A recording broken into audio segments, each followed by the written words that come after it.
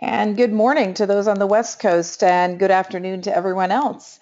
You are joined a webinar put on by TicketForce this morning, and we're going to be talking about engaging your audience with social media. My name is Lynn King-Smith. I'm the CEO and co-founder at TicketForce. We provide ticketing solutions to venues of all sizes across the US and Canada. But today I'm conducting this webinar more as a writer. I'm a blogger. I'm someone who absolutely loves social media. I helped to found and ran the communications for a nonprofit organization from 1996 to '02.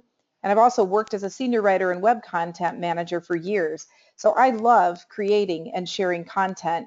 And now I have the privilege of working with our marketing team here at TicketForce to help our clients and people all across the country use social media to better connect with their fans and their patrons, and that's our focus today. We're going to start talking about, there are three parts where we can really have three-part engagement. We know how powerful social media can be for awareness, for marketing. Engaging is a whole nother story, but today we want to get into the engaging side of things. We're going to touch a little bit on marketing and talk about what tools and platforms you can use to make sure that every one of your fans and patrons is getting the most they can out of their experience at your venue. And why? Why do we want to do that? Because when fans are engaged, they actually create content, share content, and ultimately will become influencers for your venue. Now, this is particularly true among your younger audience, millennials and Gen X. Those statistics show that your older fan base is using social media more than you may think.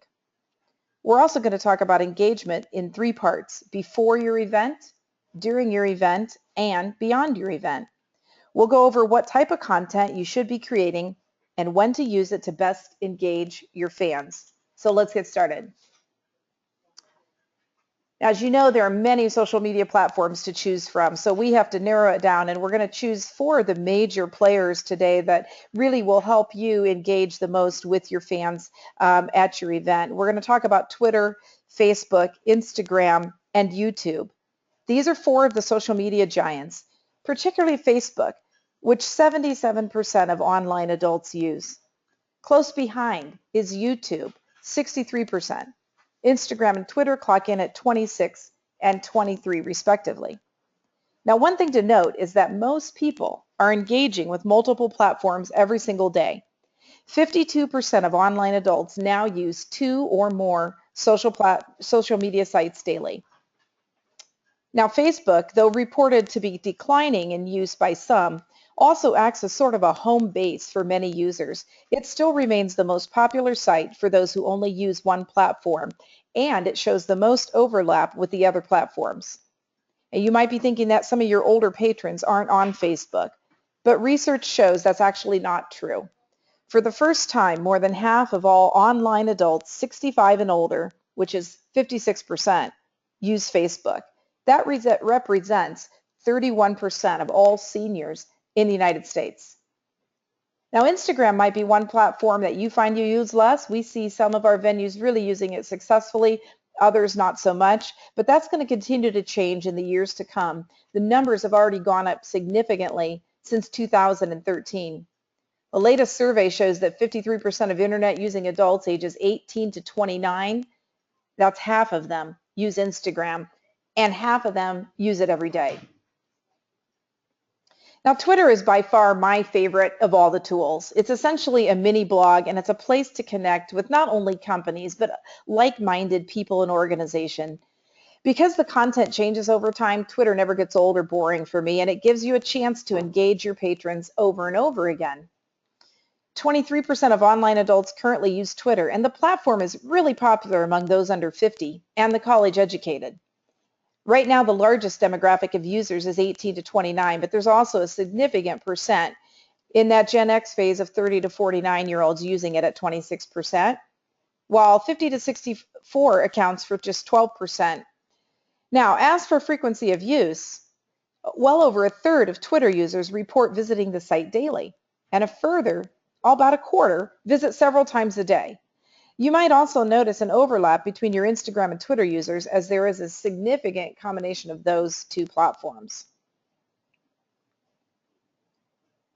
Now, there's some fun stuff with Twitter, actually engaging your audience in a way that you just cannot with any other platform.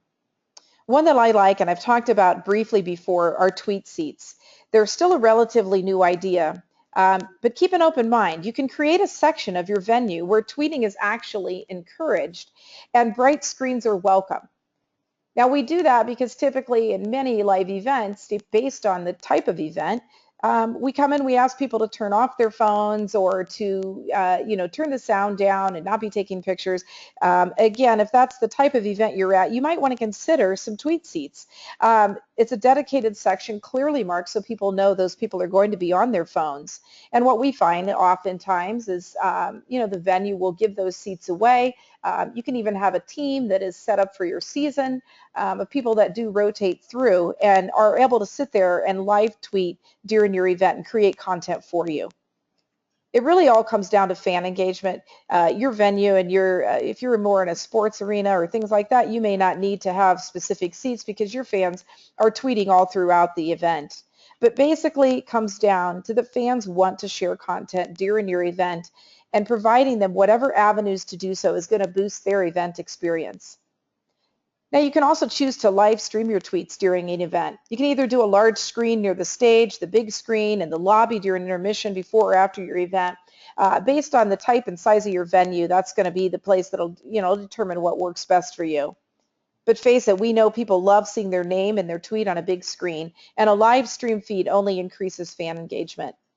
Now, there's a product called Hootfeed, that's Hootfeed, that is an online application that lets you set up a live Twitter hashtag stream anywhere you have a display screen.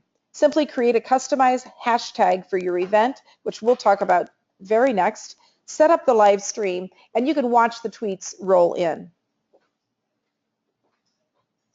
And that brings us on how to create an event hashtag. When creating a custom hashtag for a specific event, you want to aim to keep it short so that users have plenty of characters to add their own comments or photos. You want something that references your venue and the specific event, and that won't be used by anyone else when you need it. You can test hashtags for frequency simply by doing a quick search on Twitter. I was recently at the IAVM Arena Management Conference, or AMC, which created a simple and short hashtag to connect with attendees on social media, hashtag AMC15. Now, this is a perfect example of a short, to-the-point hashtag. But I do have to note, a bit comically, that though this hashtag was already in use for the Arab Mobile Conference, which was happening at the same time as our Arena Manager Conference. So our stream was mixed with all sorts of cool mobile information from across the globe, but not exactly what we had intended. So make sure to test your hashtag before executing it and letting all of your fans know that's what you're going to be using. Finally, make sure to broadcast your new hashtag so that everybody knows to use it. Retweet their content from your own account, create a live feed on your website during the event, and use it in your own tweets before, during, and even after the event. Now, engaging with Facebook. It's still, again, the most used social platform, and knowing how to use it to promote your events and increase engagement is a very necessary step. A lot of us experience frustration with Facebook because we don't know how much to use it and we feel like our things get lost in there, but it's still important that we find a way to use it properly to engage with your buyers and your fans. Facebook users are the most active users of any platform. 70% of the users engage with the site daily. And I've got it on my phone, as you probably do too. And so it's a matter of, that's, several of them that you're just carrying around in your hand and don't even have to log in. They're actively engaging rather than just reading or viewing content. Over 2/3 say that they frequently or sometimes share, post, or comment on Facebook. And just back to the stats again, the average Facebook user has 155 friends and spends 45 or 40 minutes a day using the site. What that means is every time you post something out to your fans, you've got the ability right in the palm of your hand for that to just go viral, with all of them sharing to people that aren't connected with your particular venue. Now, one hurdle we all know using Facebook is the flooded news feed. Your ability to have your posts and contents visible has now become more difficult. So I want to veer off a little bit And we've gotten a lot of questions lately about sponsored posts. This is a solution Facebook has, which is essentially a paid ad that shows up in a user's newsfeed while maintaining an organic quality that makes it look just like an update. Creating a Facebook ad is pretty easy if your venue already has a page. Because of all the content on Facebook must come from Facebook users, you do first have to be registered with Facebook to create an ad. And when you create an ad on Facebook, you have the option to create a new ad or to boost an existing post or an event. And many of you have probably seen that pop up lately. So you must next choose an advertising objective, including post boost, clicks to website, event responses, local awareness, or page likes. So let's focus on boosting posts because these are the most commonly used ads on Facebook. A boosted post will show up on a user's newsfeed, just like a regular post. The only difference will be in the top left-hand corner where you will see it say sponsored post. It will be written right below your brand. But here's the beauty of a boosted post. 3 things. Audience definition.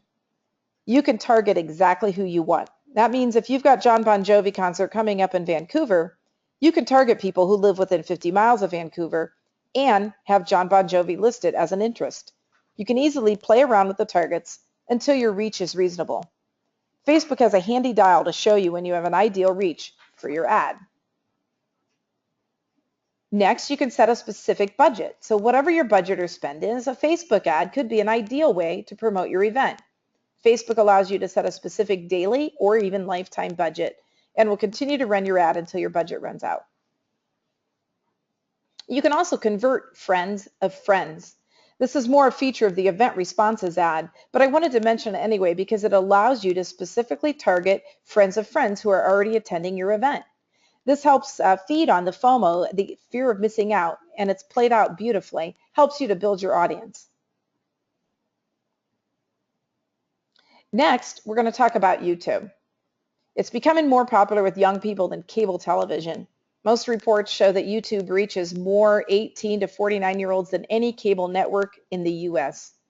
Every day, people watch hundreds of millions of hours of video on YouTube, making it an ideal location to post your own videos.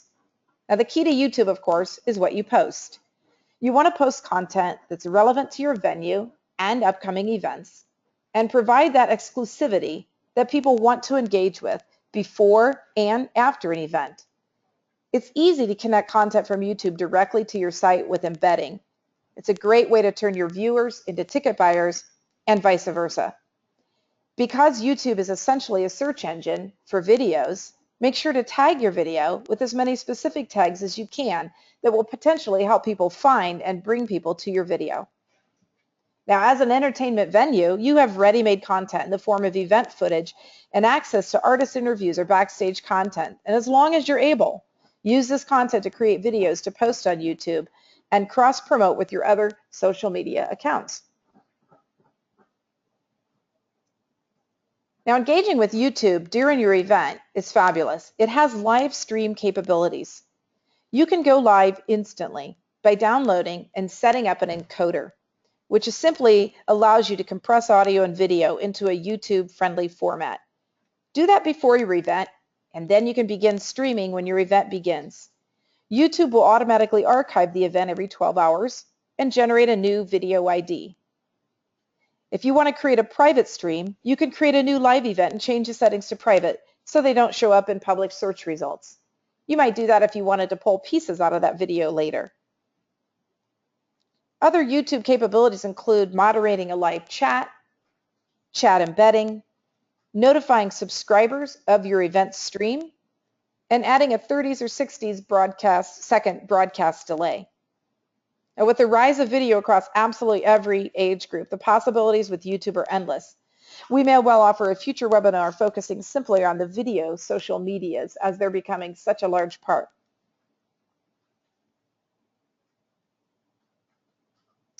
Engaging with Instagram. Instagram has surpassed Twitter in percentage of online adult users. In 2014, 26% of online users reported using it. That's 21% of the entire population. Young adults boost even higher numbers. So if you've been at a loss as to where to find your younger audience, this is where. Because Facebook is now Instagram's parent company, don't be surprised that 94% of Instagram users also use Facebook. What's more, Instagram now integrates easily with Facebook, making it ever easier than ever to cross-post your content. Now, speaking of video, did you know that Instagram also has video capabilities? Videos on Instagram have a 15-second limit. So when it comes to posting video on Instagram versus YouTube, we're talking about a totally different approach. Rather than take a segment of a longer video and repost it on Instagram, create videos just for Instagram. Because posting an Instagram video puts you directly in your user's stream, you're much more likely to keep their attention for your full 15 seconds. And don't forget about Instagram hashtags. Make use of your custom hashtag to promote user-generated content. Your users are already creating content at your events, posting it, sharing it on their own social media. Don't miss out on this chance to engage directly with your users right during the event by promoting your own hashtag and reposting their fabulous content. Snapchat advertising is not meant for those with a limited budget, so I'm only going to spend a minute here. What started as a mobile application for sending disappearing images has now morphed into something much more. More like geocaching, Snapchat has a new feature for high-paying event advertisers called Live Stories. Live Stories recognizes when a user is within range of a live event and then allows them to post their own content and add it to our story. This becomes part of a single collection of photos and videos from different users all attending the same event, sort of like a stream that you might have on Twitter. Right now, we're seeing large festivals and sports events making use of live stories. Think Coachella and Wimbledon. But keep an eye out for this game-changing app and your ability to use it for your event engagement and user-generated content.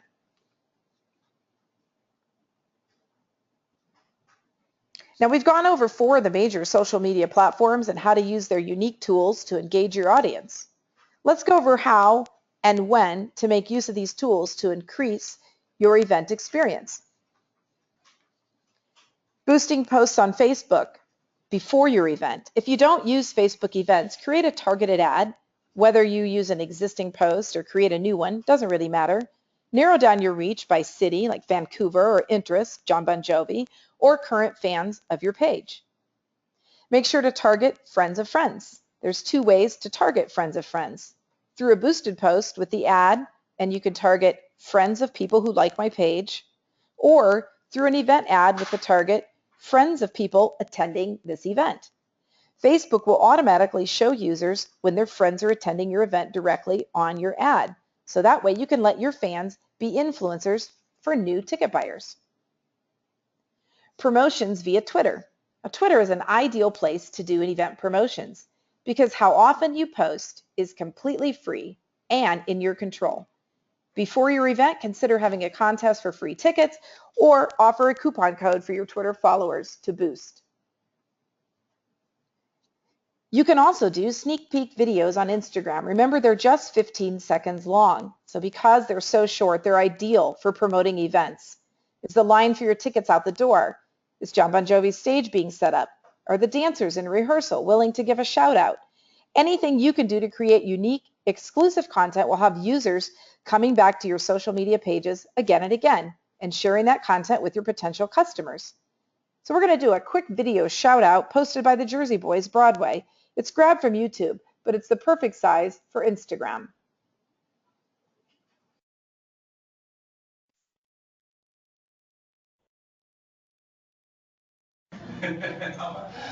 Hi, we're the Jersey Boys, and we're coming to perform live this Monday at Broadway on the Boardwalk. Check out all the action on Twitter at VisitAC or on Instagram at DoAC.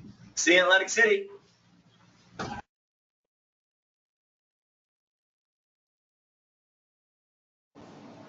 What a great way to get people excited about your event. Now, ways to engage during your event. User-generated content. We've already talked a little bit about user-generated content. But now you can make use of it during your event. Keeping someone on hand to pay attention to your event hashtag and keep an eye out of user content being generated and then repost it to create fan engagement.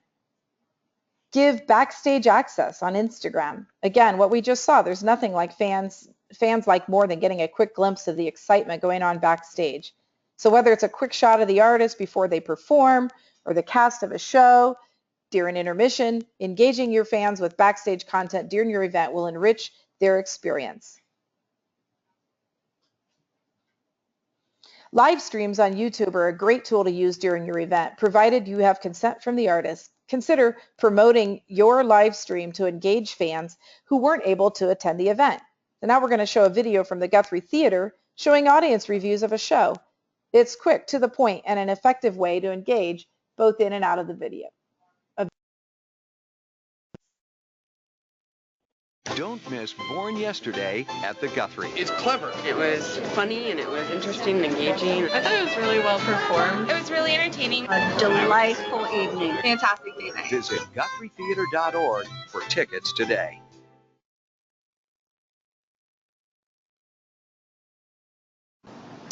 So again, very short, live, quick video, very inexpensive to do, that probably shot on an iPhone and posted quickly. It's very easy to do.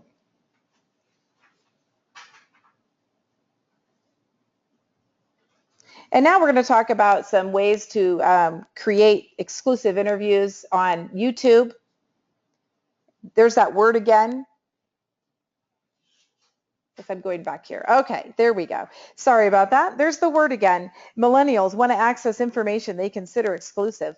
Uploading interviews with artists or performers along with event footage is a great way to give your fans a more engaging experience and keep them talking about it. And again, so inexpensive to have somebody go out and chat and do these interviews. They doesn't have to be professionally filmed. That's kind of the beauty of YouTube, is that it's very quick, it's very fresh, and it's right now.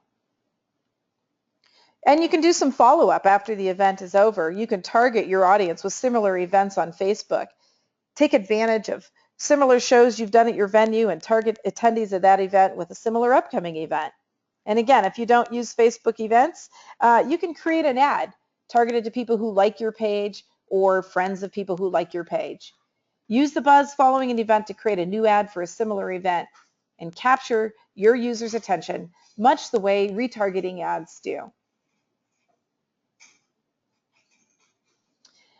We think you'll find that using built-in tools and social media platforms will give you much less of a headache than you think.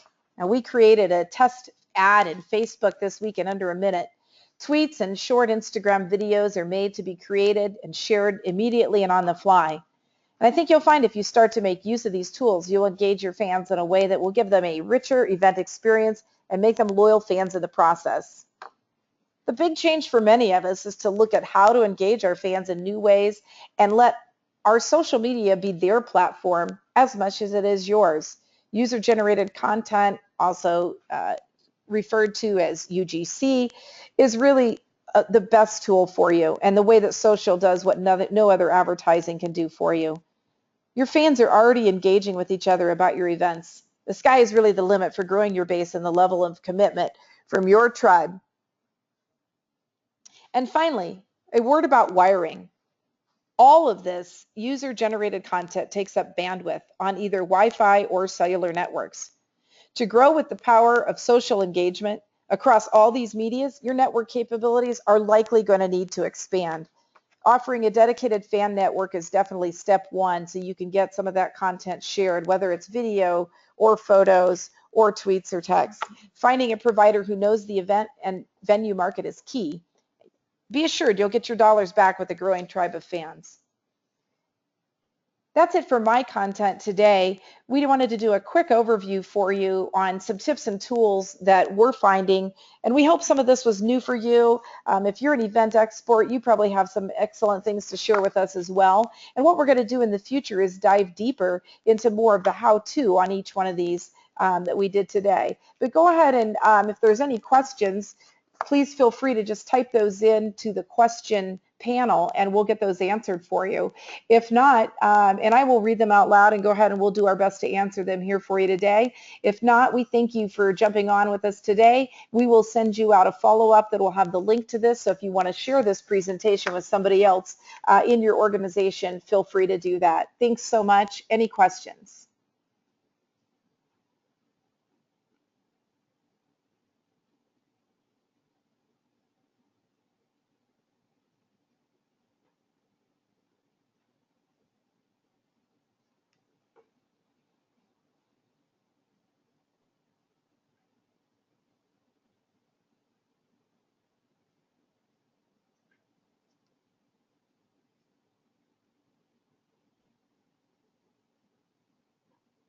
All right, then thanks very much. We hope everybody has a great rest of the day and look for that email. Oh, I see a question coming in. One moment.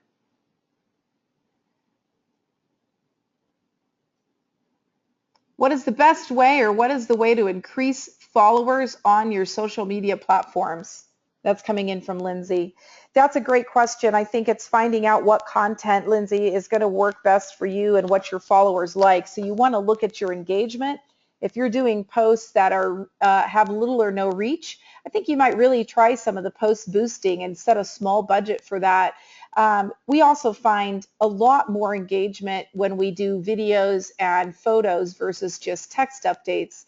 And it seems that contests, questions, things like that tend to get the followers going as well, rather than just using social media as an announcement source. That doesn't always get that interesting. I would try some of these tips today and share some videos and some photos from some of your live events and see if you don't get some growing response. We also have some additional social marketing toolkits that are available at no charge. You can email Whitney at TicketForce.com and she'll send you a link to that. And there's all kinds of more specific and really detailed instructions.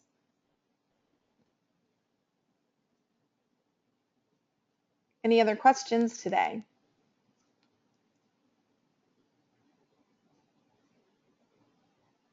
What is the best way to encourage interaction? Asking your audience questions. Yes, that does seem to work. And posting content that is shareable. Also, any content that you can repost from your followers really gets people engaged. But anything that does require response, quick surveys, questions, there are some rules with contests on Facebook and Twitter, certainly, but you do have a great tool. You have a fabulous tool in your hands because you've got tickets, and anytime you have a chance to give those away, that's probably your best chance for good interaction, is to do a contest where you can give away some freebies.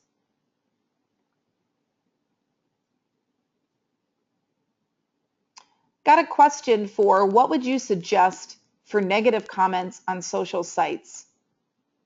Yeah, and that's one we've gotten a lot of questions on in the past. It's really actually a great opportunity for you to show what great customer service you have in front of everyone. I think one of the worst things you can do when you get the negative comments, if they're valid or it actually is a customer of yours, one of the worst things you can do is try to get that offline so that you deal with the person offline. We don't really recommend that. Some people do that, but what we like to do is just have the best customer service, appease that person, answer their frustrations in any way that you can, and do what you can to make it right, and then do that in front of everybody. So you actually have a chance with social media to show, A, how quickly you can respond, and that is a key component, and B, how well you can answer that issue. Now, we're all very good in the event market. We're used to people coming up at events. There's always a few who have a complaint or an issue, and so you're very used to how you resolve those. So just take those same methods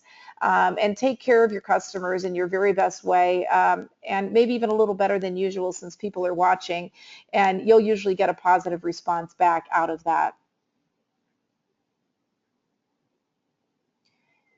Next question is, do you think that linking all social accounts together is a good idea or makes you look lazy? For example, all Instagram and Facebook posts auto post to Twitter.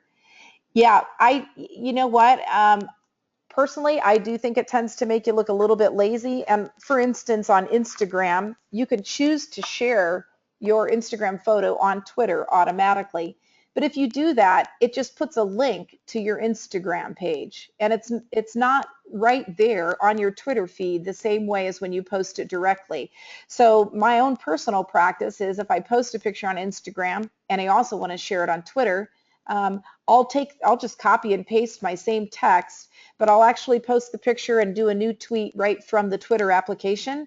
I get that nice big photo then on my stream rather than just having a link to somebody's Instagram. Same thing with Facebook. I never click personally on those links that say go out here and look at this Facebook post I did. So I want to see the post when it's formatted properly for each of those formats. Now, of course, you can use a tool like Hootsuite, and you can set those posts up to go out to each of your separate social media platforms, and they'll go in the right format when you do it that way. But just kind of doing that connecting and saying, oh, I'm tweeting, it is going to look a little bit lazy, and people are going to probably recognize that you're doing it all from one place. That's my personal opinion. If that works for you, feel free. Next question says, we notice an increase in the number of people reached when we post a weekly featured artist on Facebook. Last week we had a reach of 740 people. That's from Paul Sanz at Tickets Tonight. Thank you so much for sharing that, Paul.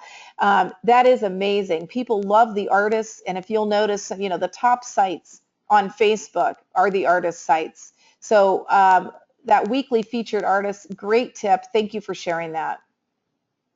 740 people is an amazing reach.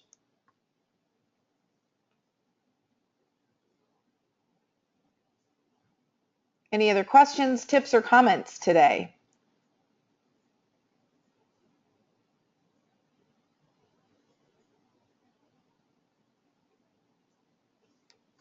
All right, well, thank you very much. We do appreciate your time. And again, if you want more tips and tools, you can send some follow-up questions to Whitney at TicketForce.com. And she also has access to our marketing toolkit, which has a lot of social media specifics. If you want a specific Instagram toolkit or a specific Twitter, a lot of that information is in there. It's changing quickly. We appreciate you taking your time today. And anything that you'd like to delve more deeply in, please give us that feedback as well, so that we can plan the future webinars around content that's going to mean something to you. Thanks very much. I hope you guys all have a really great rest of your day.